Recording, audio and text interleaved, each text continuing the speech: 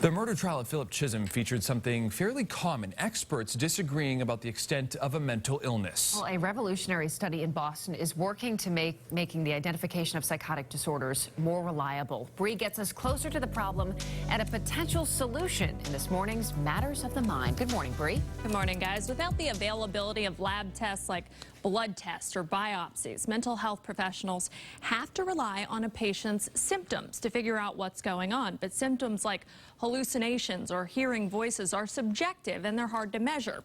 This month, a study in the American Journal of Psychiatry makes the case that we need to look at psychotic disorders in a whole new way. 100 billion neurons in the human brain, a complex system of connections that can determine your whole life. Yet, as Dr. Keshavan will tell you, psychiatry resembles other medical disciplines from 100 years ago. We have been ingrained in thinking that the mind and brain are separate entities for millennia. And that's a mindset that has to change. Dr. Keshavan heads a team of researchers at Beth Israel, one of 5 teams focused on finding new ways to classify psychotic disorders. We need better labels that are based on objective, measurable biological data, as opposed to simply symptom-based data. Recent court cases like Edwin Alamany and Philip Chisholm highlight the problem with relying on symptoms to diagnose disorders like schizophrenia. In both cases, experts came to different conclusions about the defendant's mental health. What the jury didn't hear in the Chisholm case was how his brain is biologically different from a normal brain. The judge ruled it inadmissible in court, but for research purposes, these disorders are related to brains not wiring together well. Biological brain differences are crucial.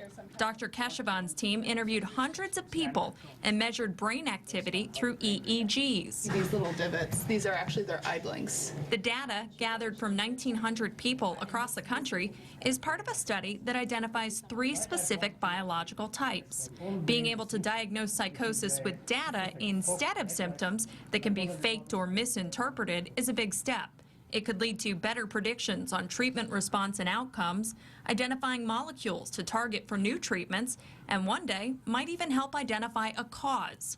Further, studies like this reinforce an important point. One of the major advantages of studies like this is to drive home the point again that these are real illnesses, these are biological diseases.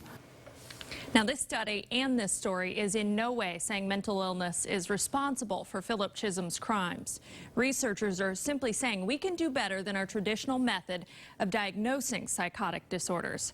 Dr. Keshavan's team has funding for another 5 years, and their goal is to replicate and expand on the findings that are published this month.